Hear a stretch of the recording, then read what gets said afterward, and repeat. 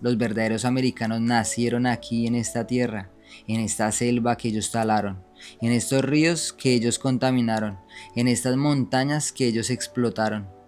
Antes de que se llamara Estados Unidos, antes de que se llamara América, ya habían pueblos aquí, ya habían culturas, lenguas, canciones, medicina, raíces profundas.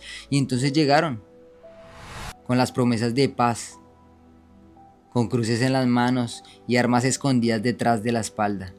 Lo que siguió no fue un descubrimiento, fue un robo, fue una persecución, fue un genocidio. Y hoy, siglos después, seguimos viendo la misma historia, solo que con otros nombres. Antes eran los ejércitos colonizadores, ahora son las redadas de ICE.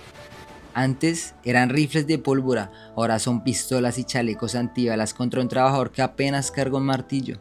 Antes eran persecuciones en caballo, hoy son persecuciones en camionetas negras.